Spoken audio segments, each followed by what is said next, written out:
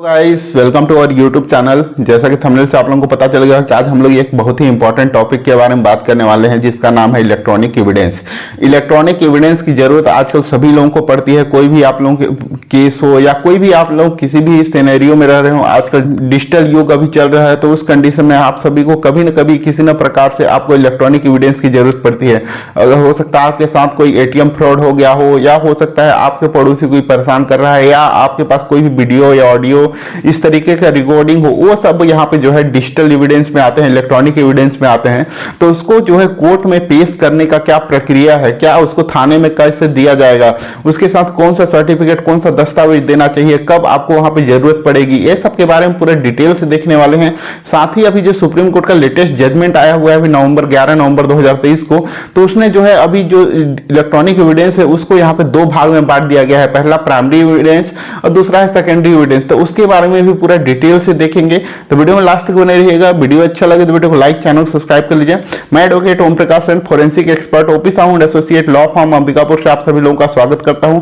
अगर आप लोगों को कोई भी कानूनी समस्या है और आप लोग मेरे थ्रू पर्सनली कंसल्ट करना चाहते हैं तो डिस्क्रिप्शन बॉक्स में एक व्हाट्सएप नंबर दिया हुआ है जिसके थ्रू आप लोग अपॉइंटमेंट बुक करा के आप मेरे से बात कर सकते हैं। तो चलिए शुरू करते हैं। उससे पहले आप सभी लोगों से रिक्वेस्ट है कि अगर आप लोगों को वीडियो थोड़ा सा भी अच्छा लगता है तो वीडियो को लाइक करें, चैनल को सब्सक्राइब करें। आप लोगों में से बहुत कम लोगों ने यहाँ पे देखते तो हैं बट सब्सक्राइब बहुत कम लोगों ने यहाँ पे किया हुआ है। सिर्फ 8% लोगों ने यहाँ पे वीडियो को सब्सक्राइब किया है। तो आप सभी लोगों से रिक्वेस्ट है कि आप लोग जरूर चैनल को सब्सक्राइब कर लीजिएगा ताकि मैं आगे आप लोगों को इस तरह का और भी इंफॉर्मेटिव वीडियो आगे ला सकूं।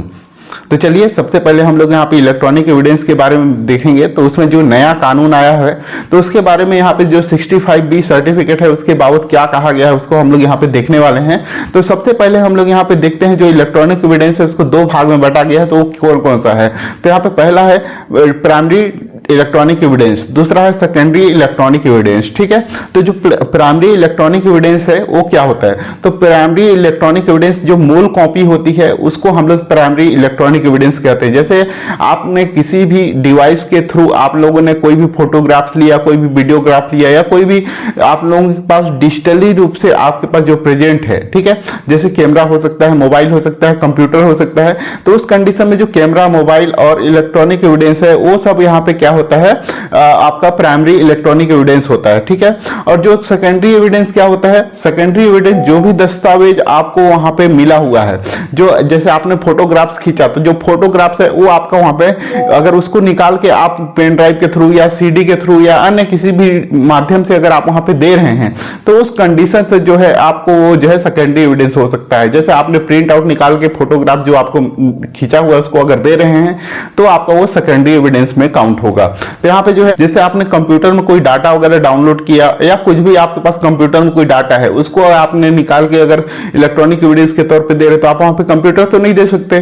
तो उस समय आप क्या करेंगे? उस डाटा, ऑडियो या वीडियो जो होगा उसको आप लोग वहां पे देंगे। तो उस कंडीशन में जो ऑडियो वीडियो है वो आप जो पेन ड्राइव के माध्यम से दे रहे हैं या सीडी डीवीडी के थ्रू दे रहे हैं तो वो वहां पे वो सेकेंडरी एविडेंस कहलाएगा। अभी हम लोग इसी में देखने वाले हैं जो दोनों प्राइमरी और सेकेंडरी एविडेंस है, इसी के बारे में हम लोग यहाँ पे आज क्लियर करने वाले हैं। जो प्राइमरी इलेक्ट्रॉनिक एविडेंस है या जो सेकेंडरी इलेक्ट्रॉनिक एविडेंस है उसके जो सर्टिफिकेट है 65B इंडियन एविडेंस एक्ट का, उसमें क्या भिन्नता है, क्या उसमें क्या अंतर है, उसके बारे में हम लोग देखने वाले हैं। तो यहाँ पे क्या हुआ था, एक जो जजमेंट है उसके बारे में हम लोग थोड़ा सा फैक्ट के बारे में समझ लेते हैं। तो इसमें क्या हुआ था, बेंगलोर में जुलाई 2008 में एक बम ब्लास्ट हुआ था। तो वहां पर से जो है जो पुलिस वाले थे जिन्होंने इन्वेस्टिगेशन वगैरह किया था उनको जो है बहुत सारे वहां पे जो वीडियोग्राफ, फोटोग्राफ, इस तरीके का बहुत सारा उनके पास डिजिटल एविडेंस, इलेक्ट्रॉनिक एविडेंस वहां पे प्राप्त हुआ और उन्होंने उसको जांच के लिए जो है CFSL central forensic science laboratory जो हैदराबाद है उनको वहां पे ट्रांसफर कर दिया गया। अब जो central forensic science laboratory Hyderabad है उनके द्वारा एक विस्तृत रूप से एक रिपोर्ट बनाया गया और उस रिपोर्ट को जो है वहां पे पुलिस वालों को दे दिया गया अपने जांच करके। तो उसके बाद जो है वो लोग जो है जब दिए तो उस समय उनके द्वारा जो है 65B सर्टिफिकेट वहां पे नहीं लगाया गया था। जो 65B सर्टिफिकेट नहीं लगाया गया इसीलिए जो वहां पे ट्रायल कोर्ट में इस स्टूडेंट को वहां पे लीड किया गया और यहाँ पे बोला गया कि उनके पास जो 65B सर्टिफिकेट वहां पे नहीं लगा हुआ है, इसीलिए जो वह एविडेंस है उसको वहां पे जो है मान्य नहीं करेंगे, उसको वहां पे वैलिड नहीं माना जाएगा और इसीलिए जो है जो ट्रायल कोर्ट है उन्होंने उस चीज को वहां पे नहीं माना। उसके बाद वहां पे जब अपील किया गया कर्नाटका हाईकोर्ट में, तो कर्नाटका हाईकोर्ट ने भी वहां पे देखा कि जो इलेक्ट्रॉनिक एविडेंस है उसके साथ 65B सर्टिफिकेट देना अनिवार्य है। अगर वहां पे नहीं लगा हुआ है तो वो वहां पे वैलिड नहीं है और वहां पे कर्नाटका हाईकोर्ट ने भी वहां पे उस चीज को सेम जो ट्रायल कोर्ट का जो फैसला था उसको वहां पे अप्रूव कर दिया। उन्होंने वहां पे सही माना कि जो ट्रायल कोर्ट ने जो जजमेंट दिया हुआ बिल्कुल सही है। उसके बाद जो है यह अपील जो है सुप्रीम कोर्ट में पहुंचा, तो सुप्रीम कोर्ट में जो यह अपील पहुंचा इसका नाम है state of Karnataka versus T Naseer, जिसका SLP नंबर है 6548 ऑफ 2022, जिसका जजमेंट डेट है 6 नवंबर 2023, जो कि एकदम लेटेस्ट अभी जजमेंट आया हुआ है। आप लोगों को इस तरीके का लेटेस्ट जजमेंट मैं लेके आ रहा हूं, तो आप सभी लोग से रिक्वेस्ट है कि जरूर आप लोग इस चैनल को सब्सक्राइब कीजिए ताकि आप लोगों को इस तरीके का इंफॉर्मेशन आप लोगों को आगे भी मिलता रहे। इस जजमेंट में जो है एक अनवर वाला जो केस है उसको वहां पे ध्यान रखते हुए बताया गया कि उसमें जो है प्राइमरी जो एविडेंस है इलेक्ट्रॉनिक एविडेंस उसके बारे में उसमें बताया गया है कि उस समय जो है कोई भी प्राइमरी जो एविडेंस है तो उस समय जो है 65B सर्टिफिकेट की वहां पे जरूरत नहीं होती है।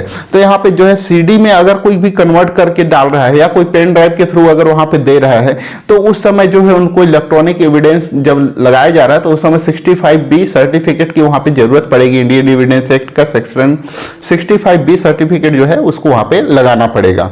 तो यहाँ पे नेक्स्ट है, यहाँ पे एक केस और था, केस अर्जुन पंडित राव खोटकर वर्सेस कैलाश कुसुम राव, या जो है जजमेंट 2020 का है। में दोनों में डिफरेंस बताया गया कि अगर कोई भी ओरिजिनल डिवाइस वहां पे जब सबमिट किया जाता है तो उस समय जो है 65B सर्टिफिकेट की आवश्यकता नहीं होती है, लेकिन सिर्फ उसमें से एविडेंस को निकाल के अगर उसमें से पेश किया जाता है तो वहां पे जो है सर्टिफिकेट की जरूरत पड़ती है।